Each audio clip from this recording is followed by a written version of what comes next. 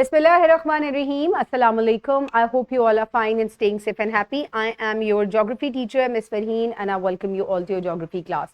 तो dear students, जैसा कि आप जानते हैं कि हम geography में oceans and rivers, oceans and seas पढ़ रहे हैं और आज यूनिट नंबर 1 है ये geography 8 की बुक्स का लेक्चर नंबर 7 आज मैं आपको पढ़ाऊंगी और ये इसका फर्स्ट पार्ट है क्योंकि मैंने इसको 2 पार्ट्स में इस SLO को डिवाइड किया हुआ है। सबसे पहले हम प्रीवियस लेक्चर में हमने जो चीज़ें हमने पढ़ी थी उनको हम देख लेते हैं। हमने मुख्तलिफ सी एंड ओशन फीचर्स के बारे में पढ़ा था। अगर आप लोगों को याद हो, हमने पढ़ा था कि किस तरीके से बे जो है वो बनती है। ये सी में ही एक ऐसा पोर्शन होता है जो कि 3 साइड से लैंड से सराउंड हुआ होता है। उसके बाद हमने गल्फ पढ़ी थी, ये भी इसी तरीके से 3 साइड से सराउंड हुआ होता है लैंड से, ये पानी का एरिया। लेकिन क्या होता है कि ये ज्यादा डीपर होता है और थोड़ा नैरो भी होता है। इसके अलावा हमने स्ट्रेट्स के बारे में पढ़ा था, which is a water path, जो कि बड़े 2 पानी के यानी कि 2 ओशन या सीज को कनेक्ट कर देता है, एक छोटा सा पानी का टुकड़ा। इसके अलावा हमने गल्फ के बारे में पढ़ा था, बे के बारे में, स्ट्रेट के बारे में। नेक्स्ट हमने जो चीज पढ़ी थी दैट वाज इस्थमस। अब जिस तरह से स्ट्रेट जो है वो 2 बड़े पानी के हिस्सों को जोड़ता है, इसी तरीके से ये जो इस्थमस होता है ये जमीन का ऐसा टुकड़ा होता है जो बड़ी जमीन के 2 टुकड़ों को जोड़ देता है। जैसे कि अगर आप इस छोटे से जमीन के टुकड़े को देखें तो ये जितने बड़े बड़े जाइंट जो 2 कॉन्टिनेंट्स हैं उनको जोड़ रहा है, ठीक है। और 2 बड़ी वाटर बॉडीज जो हैं ये उनको सेपरेट कर रहा है, अटलांटिक और पैसिफिक को के दरमियान में है। इसी तरीके से अगर आप यहां पर देखें तो ये मेडिटेरेनियन और रेड सी को अलहदा कर रहा है, जबकि अरेबियन पेनिनसुला और अफ्रीका को जोड़ रहा है ये हिस्सा, जिसको इस्थमस ऑफ सुएज कहते हैं। नेक्स्ट चीज जो हमने पढ़ी थी दैट वाज अ पेनिनसुला। अब पेनिनसुला जो है ये किस चीज से मुख्तलिफ होता है? ये आइलैंड से मुख्तलिफ होता है। It is mainly surrounded by water. ये जमीन का एक ऐसा टुकड़ा होता है जो तकरीबन तमाम तरफ से पानी से घिरा हुआ होता है, लेकिन एक्सेप्ट 1। ये यहां पर आप अगर इसको देखें तो ये बड़े लैंड के हिस्से से जुड़ा हुआ है और 1 2 3 साइड से पानी से घिरा हुआ है। तो इस तरह की जगह को हम क्या कहते हैं? इसको हम पेनिनसुला कहते हैं। और यही फर्क है आइलैंड में और पेनिनसुला में। अब आइलैंड क्या होता है? This is an island. ये 1 2 3 4 चारों साइड से पानी से घिरा हुआ है, राइट। तो यही फर्क है आइलैंड में, पेनिनसुला में, गल्फ और बे में। मैंने आपको फर्क बताया। इसी तरह इस्थमस में और स्ट्रेट में आप लोगों ने फर्क देख लिया कि एक पानी का स्ट्रिप है, एक लैंड की स्ट्रिप है, राइट। सो ये चीजें आप लोगों ने याद रखनी है। ये बहुत इंपॉर्टेंट है चीजें ज्योग्राफी में, क्योंकि पूरा वर्ल्ड मैप आप देखें मुख्तलिफ आइलैंड्स, पेनिनसुलास और इस्थमस इनसे मिलकर बना हुआ है। चले अब आज के SLO की तरफ आ जाए। कल का लेक्चर सबको अच्छी तरह समझ में आया था, I am sure. Jain very good, आपका होमवर्क मुझे रिसीव हो गया था on time, good job. I hope बाकी तमाम बच्चों ने भी होमवर्क किया होगा। उम्मे हानी, मुझे आपकी तरफ से ना कोई रिस्पॉन्स आता है, ना आप बात करती हैं, ना आप का मुझे होमवर्क जो है वो सबमिट होता है। प्लीज होमवर्क जो है वो सबमिट किया करें। Okay renaissance school. अच्छा जी, अब स्टूडेंट लर्निंग आउटकम जो आज का है इसको गौर से आपने सुनना है। सबसे पहले तो वर्ड क्या है, हमने एक्सप्लेन करना है मूवमेंट्स। किसकी मूवमेंट? ओशन की, ठीक है। उसमें जो पानी है वो किस तरीके से मूव करता है। ओशन बहुत बड़ा है, आप ये देखिए, और ये तमाम ओशंस जो हैं ये आपस में कनेक्टेड भी हैं, राइट। पैसिफिक अटलांटिक से कहीं ना कहीं कनेक्ट हो जाता है, अटलांटिक ऊपर जाके आर्कटिक से, तमाम ओशंस आपस में इंटरकनेक्टेड हैं एक तरह से। हमने बस इनको जो है मुख्तलिफ नाम दे दिए मुख्तलिफ वजूहात की वजह से। और वो वजूहात क्या हैं? कहीं जो है वो पानी ठंडा है, कहीं पर जो करंट्स है यानी कि जो मूवमेंट है पानी की वो बहुत तेज है, कहीं पे बड़ी काम है। तो इस वजह से इस तरीके से हमने इनको मुख्तलिफ नाम दे दिए, 5 नाम दे दिए। आज हमने ये देखना है कि ओशंस में पानी किस तरीके से मूव करता है, कितने तरीकों से मूव करता है। बहुत से तरीकों से मूव करता है, कोई एक तरीका नहीं है पानी मूव करने का। जैसे रिवर्स है ना, पानी बहता चला जा रहा है, ठीक है, अगेंस्ट द ग्रेविटी ऊपर पहाड़ों से निकलता है और जाके कहां गिरता है? रिवर पहाड़ों में से स्टार्ट हुआ और ये कहीं ना कहीं तो जाकर खत्म होता है ना, कहां जाकर खत्म होता है? एक बड़ी वाटर बॉडी यानी कि ओशन या सी के अंदर ये जाके गिरता है, राइट। जैसे कि मैंने आपको बताया था इंडस रिवर अरेबियन सी में जाके गिरता है। इसी तरीके से ओशंस भी मूव करते हैं जैसे रिवर्स मूव करते हैं। अब ओशंस को मूव करने के लिए कितने तरीके हैं, आज हमने इसी चीज को पढ़ना है यहाँ जो पिक्चर आपको नजर आ रही है अपनी स्क्रीन में, आप यहाँ देख सकते हैं कि बड़ी बड़ी वेव्स बन रही हैं और पानी जो है वो मूव कर रहा है। लेकिन ओशन बहुत ज्यादा गहरे होते हैं, है ना, बहुत ज्यादा डीप होते हैं। अब ऊपर से तो पानी मूव कर रहा है, नीचे पानी कैसे मूव करेगा, हमने इन्हीं चीजों को डिस्कस करना है। अब ओशन में पानी 1, 2, 3 तरीके से मूव करता है। सबसे पहली क्या चीज है, वेव्स के थ्रू मूव करता है। ये आपको वेव नजर आ रही है, ठीक है। इसके अलावा टाइड्स के थ्रू मूव करता है। अब वेव्स और टाइड्स एक चीज नहीं होती, ठीक है। वेव्स के बनने का तरीका और होता है, टाइड्स के जनरेट होने का तरीका और होता है। आज मैंने आपको यही पढ़ाना है। And last but not the least, ocean currents. Ocean currents हम आज नहीं पढ़ेंगे, ओशन करंट्स हम कल पढ़ेंगे इंशाल्लाह। आज हमने सिर्फ 2 तरीके पढ़ने हैं, वेव्स एंड टाइड्स, राइट। चले अब इनको डिटेल से डिस्कस करते हैं। ये बहुत इंपॉर्टेंट टॉपिक्स है, इनको आपने बहुत गौर से सुनना है। आपको पता है बड़े बड़े ज्योग्राफर्स जो हैं या बड़े बड़े जिनके पास ज्योग्राफी का नॉलेज होता है, उनको ओशन करंट, टाइड, वेव, इनके अंदर फर्क नहीं पता होता। वो इन तमाम चीजों को एक ही समझते हैं, हालांकि ये तमाम चीजें एक नहीं है। जब इनके बनने का तरीका एक नहीं है तो जाहिर है ये एक चीज नहीं है, ठीक है। अब मैं फॉर एग्जाम्पल चिकन कढ़ाई और है तो खाना ही ना, ठीक है, चिकन कढ़ाई और आलू गोश्त, ये 2 अलग डिशेज है। मैं कहूँ ये एक ही है, ये पॉसिबिलिटी नहीं है, ठीक है दोनों के अंदर ही चिकन ही डला हुआ है, लेकिन क्या है, रेसिपी बिल्कुल, बनने का तरीका बिल्कुल डिफरेंट है। तो इसी तरीके से ये तीनों चीजें ओशन में ही मौजूद हैं, लेकिन बनने का तरीका इनका डिफरेंट है। कब बनती है, कैसे बनती है, इनको हम डिस्कस करते हैं। अच्छा, अब यहां सबसे पहले एक चीज देखें कि जितने भी आपके ओशंस हैं ये आपस में कनेक्टेड है। ये देखें, ये पैसिफिक ओशन यहां आके सदर्न ओशन और अटलांटिक से कनेक्ट हो जाता है। ये ऊपर से यहां आर्कटिक के साथ भी कनेक्टेड है। यहां से आप ये देखें, ये इंडियन ओशन के साथ भी पैसिफिक ओशन कनेक्ट हो जाता है। पैसिफिक ओशन यहाँ अटलांटिक और सदर्न के साथ भी कनेक्ट है, राइट। तो ओशन का पानी जो है बेसिकली ये एक ही पानी है, लेकिन टेम्परेचर डिफरेंट होने की वजह से, ठीक है, ये क्या हो जाता है, इसके अंदर काफी सारे डिफरेंसेस आ जाते हैं। लेकिन ये बात आपने याद रखनी है कि पानी हर तरह से कनेक्टेड है। ये अलग-अलग नहीं है कि ये मेरा पानी हो गया, ये उसका पानी हो गया, ऐसा नहीं है। अच्छा जी, अब ये आपको स्क्रीन पे क्या चीज नजर आ रही है, ये क्या है, ये वेव्स हैं, ठीक है। अब ये इतनी ज्यादा जो वेव्स हैं, जो कि इतनी बड़ी बड़ी हैं, कभी ये छोटी हो जाती है, कभी ये बड़ी हो जाती है, कभी इतनी तूफानी होती है, कभी बिल्कुल मध्यम सी होती है, कैसे बनती है। ये ऐसे समझे कि आप कोई शिप है या कोई उधर खड़ा हुआ है और उसने ऐसे वीडियो बनाई हुई है इसकी। ये ऊपर, ये एरियल व्यू नहीं है, एरियल व्यू होता तो वो ऐसे नजर आता।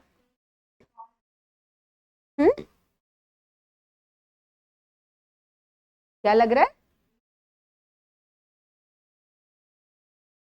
अच्छा। अब ये बात मुझे बताएं कि आपको क्या लगता है कि ये जो वेव्स हैं ये कभी इतनी हाई हो जाती हैं, कभी बिल्कुल स्लो डाउन हो जाती हैं, क्या वजह है, ये कैसे बनती हैं, क्या वजह हो सकती है इनके बनने की जी। ये क्या है, विंड, वेरी गुड, ये विंड की वजह से बनती हैं। और ये इतनी तेज और आहिस्ता क्यों हो जाती हैं फिर, बिल्कुल ऐसा ही है, एक्सीलेंट अहमद। ये ऐसी ही बात है कि हवा अगर तेज चलेगी, कितनी दूर से चलती हुई आ रही है, कितनी ज्यादा उसके अंदर एनर्जी है, वो उतना ही पानी को ऊंचा उठाएगी। कभी आप लोग दरिया के पास या समंदर के पास, कोई बच्चा गया है, कोई गया हो तो जरा हाथ खड़ा करे। कोई नहीं गया आप लोगों में से, दरिया के पास भी नहीं गए कभी, आप तो नहीं ना गए, आप गए हैं, किसके पास गए हैं, रिवर के पास गए। क्या आप लोगों ने नोट किया, जब आप लोग रिवर के पास जाते हैं या पानी की बॉडी के पास जाते हैं, वहां हवा होती है, ठीक है, और हवा जितनी तेज चलेगी लहरें उतनी बड़ी हो जाएंगी, क्योंकि हवा के अंदर एनर्जी होती है, ठीक है। तो वो क्या करती है, वो पानी को अपने साथ हिलाती है, मूव करती है। तो सरफेस पे जो मूवमेंट होती है ओशन के, उनको हम क्या कहते हैं, उनको हम वेव्स कहते हैं। अब यहां देखें, imagine being at the beach, ठीक है, आप इमेजिन करें that you are standing on a beach, जहां पे समंदर जो है वो किससे मिल रहा है, जमीन से आकर मिल रहा है, right. Watching the water go up and down, पानी आता है चला जाता है, आता है चला जाता है, तो वीडियोस में भी देखा होगा आप लोगों ने। अब ये आ जा क्यों रहा है, ये तो कांस्टेंट मूव कर रहा है, कभी बहुत तेजी से मूव करता है, कभी बड़ा स्लो मूव करता है, ये ऐसा क्यों होता है? That's what waves are. A wave is the repeating up and down movement of water और एनी अदर सब्सटेंस। साउंड की भी वेव्स होती है, ठीक है। मैंने आपको बताया था अर्थक्वेक्स होते हैं, जब मैं आपको इंटरनल स्ट्रक्चर या टेक्टोनिक्स पढ़ा रही थी, पढ़ाया था ना मैंने आप लोगों को? नहीं पढ़ाया? टेक्टोनिक प्लेट्स नहीं पढ़ाई ना? अच्छा चले, खैर मुख्तलिफ चीजों की जो भी चीज वेव की फॉर्म में ट्रेवल करती है वो अप एंड डाउन मूव करती है। ये तो आपको नजर आ रहा है, साउंड वेव्स आपको नजर नहीं आती, ठीक है। लेकिन पानी आपको ऊपर नीचे, कहीं ये ऊपर है फिर ये नीचे आ रहा है, फिर ये ऊपर चला जाता है, फिर नीचे चला जाता है, ठीक है। तो ये एक जो पूरा सर्कल है यहां से यहां, ये क्या है? ये एक पूरी वेव है, ठीक है, जिसमें क्रस्ट है और ट्रफ है।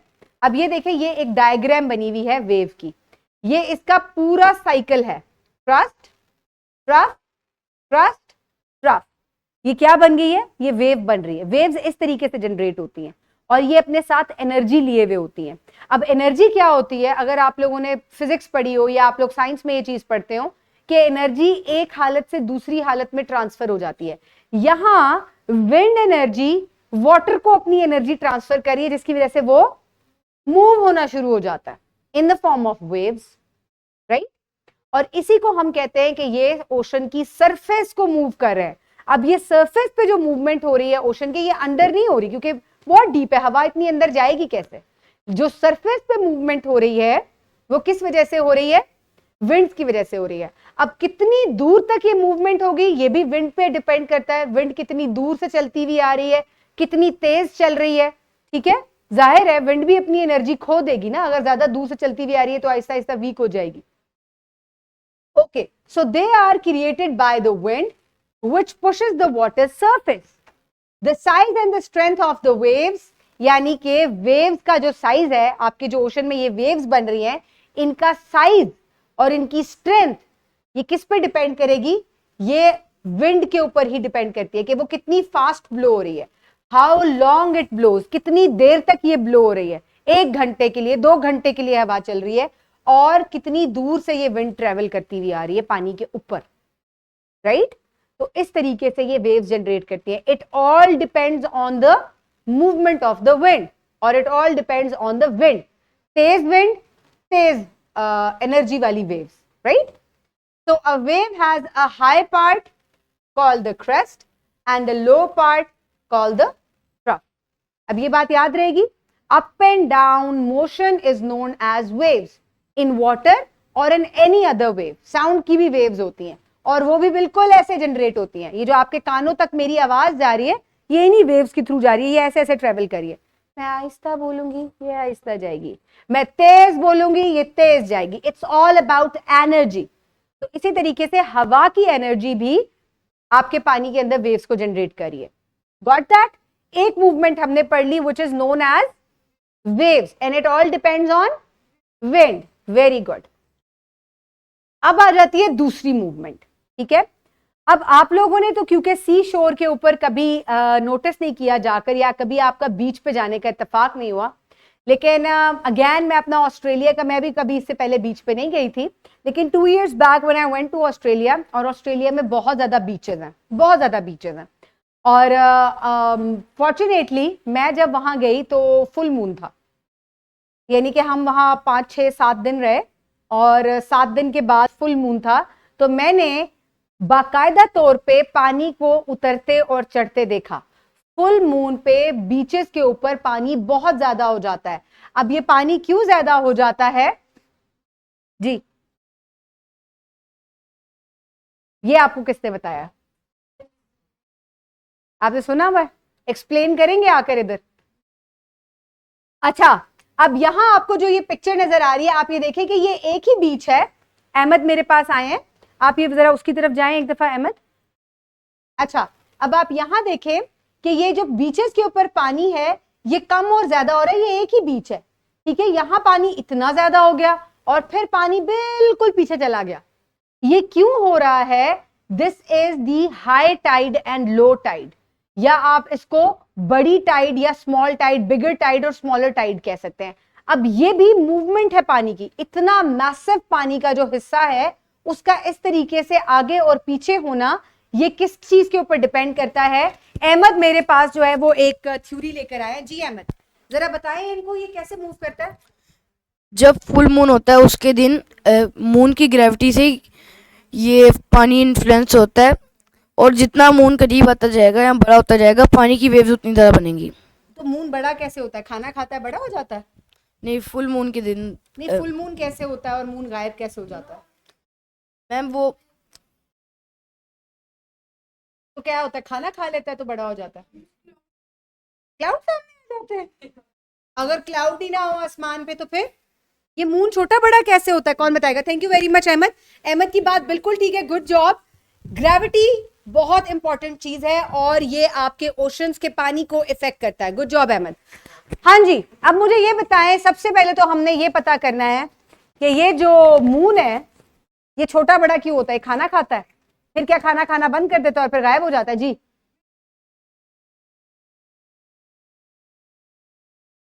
ये किसने बताया? आ जाए अहमद के पास। जी जैन कुछ बता रहे हैं, आप भी आ जाए। जी Jain, it rotates around the earth. Okay, तो फिर हमें नजर वो कैसे आता है? और फिर कभी नजर ही नहीं आता, कभी छोटा हो जाता है, कभी इतना बड़ा हो जाता है। What's the reason? हम अर्थ के एक हिस्से में होते हैं, जबकि जो मून होता है वो सब हिस्सों के बीच रोटेट होता जाता है। तो आपको नजर कैसे आता है? ये देखिए, एक थ्योरी जो है वो अहमद लेकर आया है। जी अहमद, ये मून जो है क्या ये खाना खाता है, छोटा बड़ा हो जाता है, ये क्या होता है? नो मिस, उतनी साइड के सामने जितनी साइड आती है सूरज के सामने उतनी में लाइट पड़ती है, जब तो उतनी लाइट होती है, पीयर बकाया नहीं होती।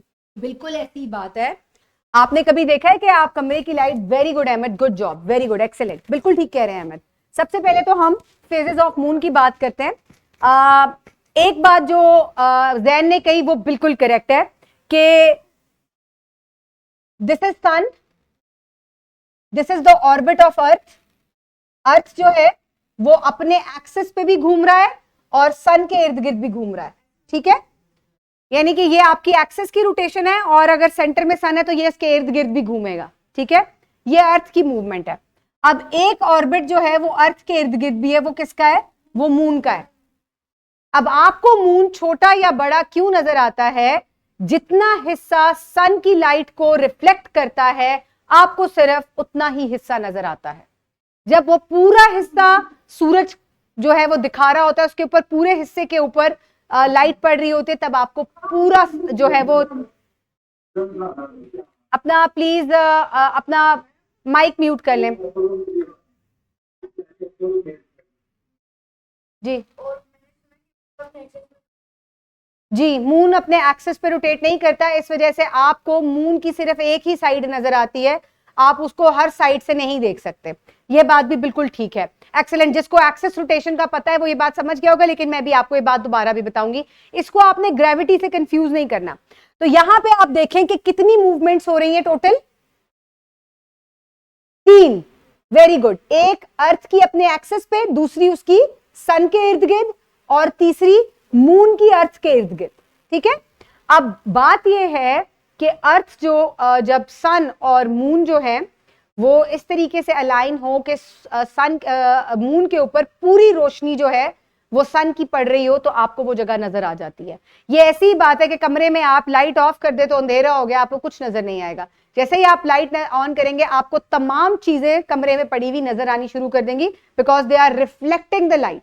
लाइट रिफ्लेक्ट होके आपकी आंखों में जाती है, तभी आपको वो चीज नजर आती है, उसका इमेज बनता है। जिस चीज से लाइट रिफ्लेक्ट नहीं होती वो डार्क हो जाती है, वो आपको ब्लैक नजर आती है। मून आसमान में ही होता है, वो कहीं नहीं जाता। वो ये जो आधा हो रहा है, ये आपको इतना सा क्रेसेंट नजर आता है, तो इसका मतलब है ये पूरा मून है। सिर्फ इतना इतना आपको इसलिए नजर आ रहा है क्योंकि यहां पे लाइट पड़ रही है, बाकी सारा अंधेरे में है अभी, राइट? ये बात समझ में आ गई? जब आपको ऐसे मून नजर आता है तो इसका मतलब नहीं है ये अभी आधा कट गया है, इसका मतलब ये सिर्फ इतने हिस्से पे लाइट पड़ रही है, इस वजह से ये आपको नजर आ रहा है। Got my point?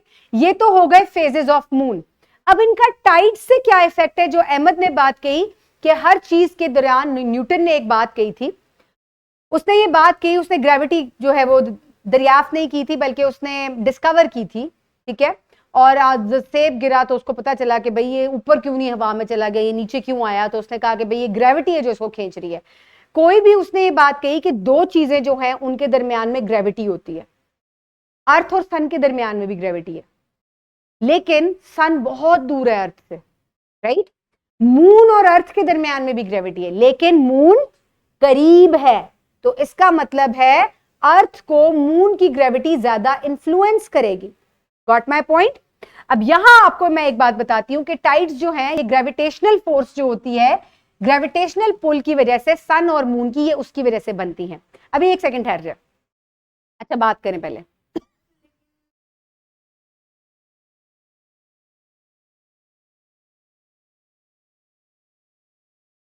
वो उसने लेकिन बहुत बड़ी चीजें जो है ना, उसने ये जो आपस में जो दो चीजों के दरमियान में अट्रैक्शन होती है, उसने ये चीजें एक्सप्लेन की थी, which is phenomenal.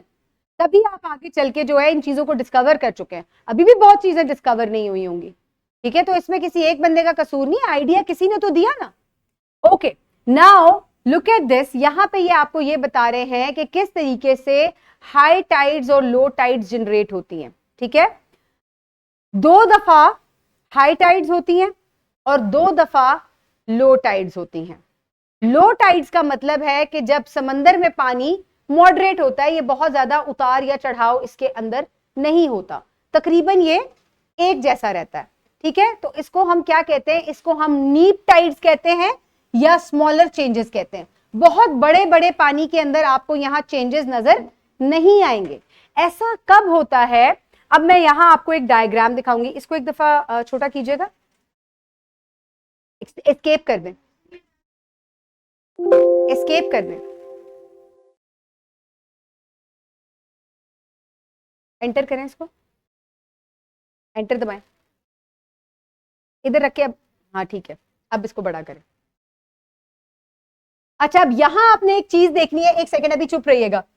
This is sun, okay, this is sun, ठीक है, ये अर्थ है, राइट। और आपको मैं दिखाती हूं कि ये डिफरेंट फेजेस ऑफ मून है। अगर मून यहां होगा तो ये क्या होगा, जीरो, बिल्कुल, ये यहां पे बिल्कुल गायब होगा, इसको कहते हैं न्यू मून। मून को अपना चक्कर कंप्लीट करने के लिए कितना टाइम लगता है, 29 डेज लगते हैं, ठीक है। ये 7 डेज में यहां आ जाएगा, ये क्या हो जाएगा, हाफ हो जाएगा, आपको हाफ मून नजर आएगा यहां पर, राइट। फिर 7 डेज के बाद ये यहां आ जाएगा। अब ये क्या है, ये फुल मून है। 7 डेज बता तो रही हूं, 7 डेज कह तो रही हूं, तो यही कह रही हूं ना, ये मैंने स्टेप्स बनाए तो हैं यहां पर, 7 डेज में यहां आएगा, ठीक है। हर चीज 7 डेज के अंदर हो रही है, एंड अल्टीमेटली ये दोबारा यहां आएगा और ये फिर हाफ हो जाएगा। यहां पे इसको मैक्सिमम इस हिस्से पे लाइट मिल रही होती है इस टाइम।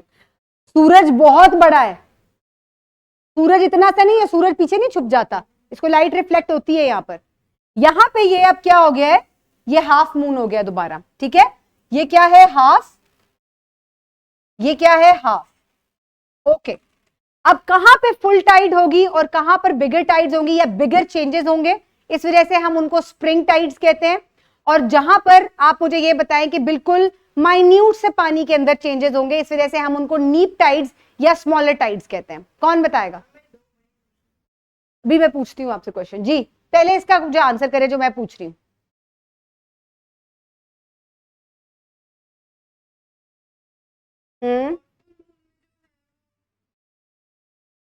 अच्छा, और यहां पर हाफ मून में यहां पे भी लो टाइड्स नीप टाइड्स होंगी, इसका मतलब है 4 दफा नीप टाइड्स हो रही है। मैं आपको कह रही हूं कि 2 दफा महीने में, 2 दफा बाय वीकली क्या होती हैं, हाँ जी, 2 दफा नीप टाइड्स होती है और 2 दफा हाई टाइड्स होती हैं।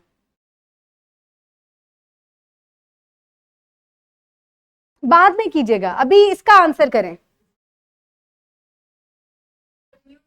ये देखें न्यू मून में अर्थ, और ये बिल्कुल एक तरह से यहां आप देखें कि सन की ग्रेविटी और मून की ग्रेविटी अलाइन हो रही है, और क्या करेगी, ये जो अर्थ के ऊपर सरफेस पे पानी है ये उसको अपनी तरफ खींच लेगी।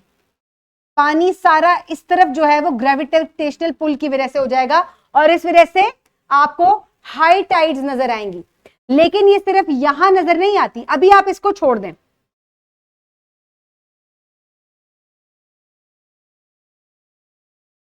अभी यहां पे फुल मून नहीं है, ठीक है, यहां हाफ मून भी नहीं है, अभी हम सिर्फ किसकी बात करें, अभी हम सिर्फ न्यू मून की बात करें, ठीक है।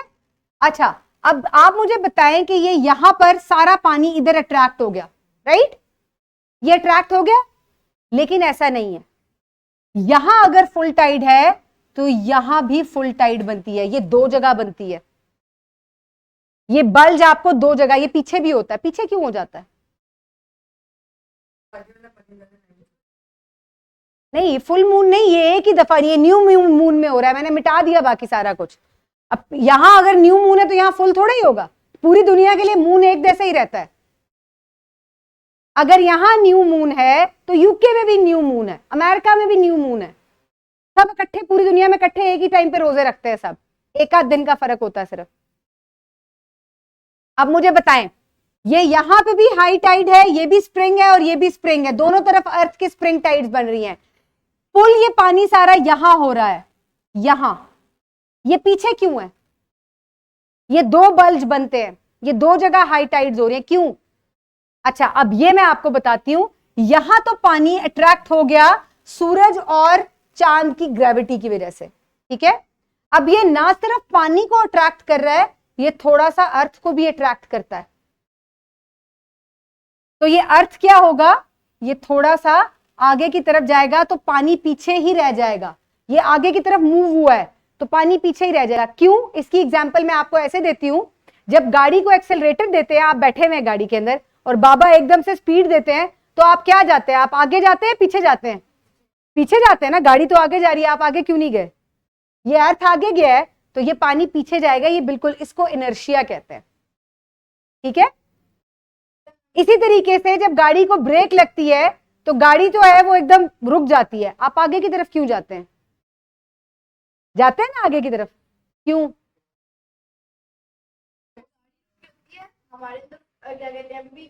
मूवमेंट होती है, हमारी बॉडी फौरन से स्टॉप नहीं होती, और same is the case with water. तो दो बल्ज अपेयर होंगे, एक यहां, ये थोड़ा स्लाइटली बिगर होगा, और एक बल्ज यहां, तो ये दो टाइड्स बन गई हैं, दीज आर टू टाइड्स, यहां पे भी और यहां पे भी, कोई फुल मून नहीं है, ये न्यू मून में ही हो रहा है, राइट जी।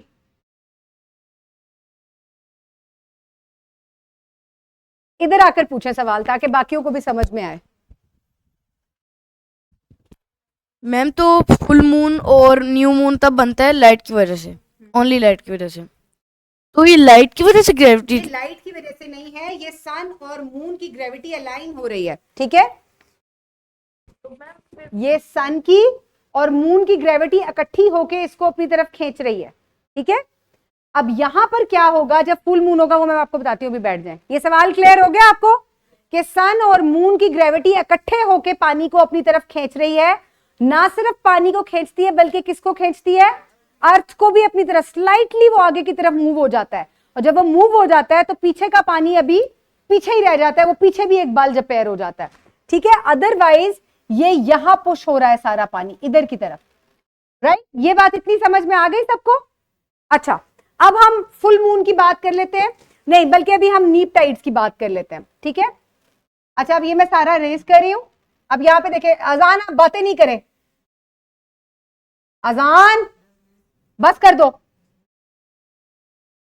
अच्छा, अब दिस इज अर्थ, अब मैं कह रही हूं कि यहां चला गया मून, इसको आप कह रहे हैं कि सन, अर्थ और मून जो है अब ये राइट एंगल पे है, तो क्या होगा, इसकी ग्रेविटी और इसकी ग्रेविटी कैंसिल हो जाएगी जी, it will cancel out each other, ये भी अर्थ को अपनी तरफ पुल कर रहा है, ये भी अर्थ को अपनी तरफ पुल कर रहा है, अब क्या होगा, कैंसिल आउट हो जाएंगी, इसकी सन बहुत दूर है, मैंने आपको कहा है डिस्टेंस बहुत मैटर करता है अट्रैक्शन के लिए। एक बहुत हैवी मैग्नेट जो है वो बहुत दूर पड़ा हुआ है और दो मैग्नेट आपस में पास पड़े हुए हैं, बेशक वो छोटे हैं, कौन है एक दूसरे को अट्रैक्ट करेगा? वो दूर इतनी परे मैग्नेट की तरफ जाएगा या इसकी तरफ आएगा? जी, ये ऐसे ही है, बिल्कुल समझ में आई। Distance matters a lot when you are talking about attraction between two things, two objects. तो यहां पे डिस्टेंस कम है, यहां डिस्टेंस बहुत ज्यादा है। ये तो कुछ भी नहीं है, तो डायग्राम मैंने आपको दिखाई है। सन हमसे बहुत दूर है, बहुत ज्यादा दूर है, ठीक है, but still there is an impact of gravity. अब यहां ये नहीं है कि टाइड्स जनरेट ही नहीं होंगी, टाइड्स जनरेट जरूर होती हैं, लेकिन वो बिल्कुल माइन्यूट डिफरेंस होता है, वो बहुत ज्यादा डिफरेंस क्रिएट नहीं करती। ऑलमोस्ट सारी तरफ एक ही जैसा पानी की उतार या चढ़ाव रहता है, ज्यादा नहीं होता, राइट। पानी बिल्कुल बीचेस के ऊपर भर नहीं जाता आकर, that only happens during spring tides, okay. और ये वाली कौन सी होंगी यहां पर? नीप, और यहां पे भी नीप होंगी इसी वजह से, क्योंकि ये अगेन कैंसिल आउट कर देगा, ठीक है। तो 2 दफा महीने में क्या होंगी? नीप टाइड्स होंगी, ठीक है, जब दोनों दफा हाफ मून हो जाएगा। एक दफा ग्रो करते हुए हाफ और एक दफा वापस छोटा होता जा रहा होता है तब भी हाफ हो जाता है, ऐसे ही है। अच्छा जी, ये बात सबको समझ में आई है? मुझे ऑनलाइन भी बताएं जी।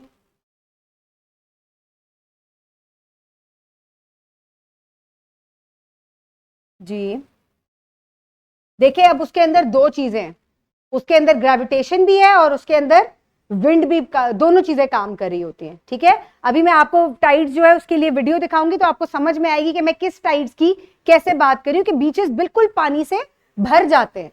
जो आम सरफेस वेव्स होती है वो तो हर वक्त रहती हैं, वो तो ऑल द टाइम रहेंगी, because they are generated by the wind, okay. अब हम दोबारा बात करते हैं, और यहां पे मैं चाहूंगी कि आप मुझे क्वेश्चन करें। अब ये हो गया है फुल मून, अब अगेन पानी दोनों तरफ बल्ज करेगा। ये क्या हो रहा है? ये क्या हो रहा है जी?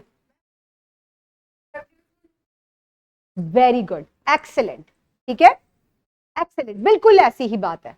अब पानी जो है अगेन सन और मून की ग्रेविटी अलाइन हो गई है एंड दोनों तरफ से ये एक्ट कर रही है। समझ में आ गई बात? सिंपल। अब कितनी दफा हाई टाइड्स और लो टाइड्स होंगी? 2 दफा, 2 दफा हाई टाइड्स, 2 दफा नीप टाइड्स। स्प्रिंग टाइड्स और नीप टाइड्स कहा जाता है इनको। इसकी एक बहुत प्यारी सी डायग्राम है मेरे पास, ये वाली। ये तमाम फेजेस ऑफ मून है जो कि एक महीने में या 29 डेज में, 29 डेज कहते हैं, 29 पॉइंट कुछ टाइम होता है, उसमें ये कंप्लीट होता है पूरा। यानी कि वापस एक चक्कर लगाकर मून की फिर यही हालत हो जाती है, ठीक है, फिर इधर ही आ जाता है। तो इसको अर्थ के गिर्द अपना चक्कर कंप्लीट करने में कितना टाइम लगता है? 29 डेज लगते हैं। और 29 डेज में ये मुख्तलिफ फेजेस होते हैं। यहां और यहां ये स्प्रिंग टाइड्स हो रही है, राइट। यहां और यहां क्या होंगी? नीप टाइड्स या लोअर टाइड्स होंगी। समझ में आ गई अब ये बात सब बच्चों को, राइट। अच्छा जी, अब एक दफा नीप टाइड्स को हम पढ़ लेते हैं। कोई आया नहीं अभी तक? ओके, नीप tides occur when the gravitational pull of the moon and the sun are at the right angles। अब ये मैंने आपको बता दिया, ये मून और ये कैंसिल हो जाएगी इसकी gravity, and to each other, and this happens during the first and the third quarters of the moon phase। ये फर्स्ट क्वार्टर है और यहां पे जब होगा ये थर्ड क्वार्टर होगा, ठीक है। यानी कि ये पहले आप इसको 4 हिस्सों में, बड़े हिस्सों में डिवाइड कर लेना, 1 2 3 4। एक क्वार्टर में 4 हिस्से होते हैं ना, यानी कि 4 हिस्से करेंगे तो एक क्वार्टर बनेगा, ठीक है। पिज्जा के स्लाइसेस आप कर लेना 4, ठीक है। तो first quarter and this is second and this is third. तो फर्स्ट और थर्ड क्वार्टर में नीप टाइड्स बनती हैं, क्योंकि यहां अगेन सूरज और मून जो हैं वो अर्थ से राइट एंगल पर आ जाते हैं। ये भी राइट एंगल पर है, ये भी राइट एंगल पर है, तो इनकी दोनों की ग्रेविटी कैंसिल आउट हो जाती है। So when the moon appears half and during the neap tides, the tidal difference between the high and the low water level is the smallest. So these tides are often seen as moderate and are less extreme. समझ आ गई ये बात?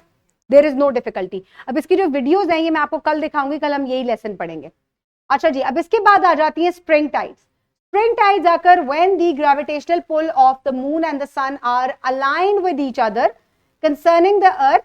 अब ये देखें, ये दोनों इकट्ठी हो गई हैं यहां पर होगा तो इधर और इधर से एक्ट होगा और दोनों तरफ से पानी पुल आउट होगा, right? When the moon is not visible and the full moon when the moon appears as complete circle. तो ये full new moon और full moon हो गया. So spring tides have the greatest tidal difference. इसका मतलब है पानी के उतार और चढ़ाव के अंदर बहुत ज्यादा आपको फर्क नजर आता है. और ऐसा क्यों होता है? It is between high levels and the extremes. बहुत ज्यादा एक्सट्रीम हो जाती है. जब नीप टाइड्स होती है तो पानी का उतार और चढ़ाव बहुत ज्यादा नहीं होता, राइट? यानी कि उतार चढ़ाव क्या है? ये अगेन वेव्स की फॉर्म में ही चलेगा ना, तो ये वेव्स बहुत बड़ी बनेंगी ड्यूरिंग स्प्रिंग टाइड्स, और नीप टाइड्स में ये बड़ी मॉडरेट सी होंगी, ठीक है, लो फ्रीक्वेंसी की, बिल्कुल ऐसे. ये बात सब बच्चों को समझ में आई है? आई होप अगर समझ में आ गई है, लेकिन still it is not complete. हमारा टाइम ओवर हो गया. अब कल मैं आपको दोबारा नीप टाइड्स और स्प्रिंग टाइड्स के ऊपर एक सिमुलेशन दिखाऊंगी. ना सिर्फ सिमुलेशन दिखाऊंगी बल्कि आई हैव 2 वीडियो लिंक्स. मैं आप लोगों को बनाना भी सिखाऊंगी phases of moon and tides. एक प्रोजेक्ट जो है वो हम ऑनलाइन देखेंगे, right? So I am gonna see you tomorrow. Have a great day. Thank you so much.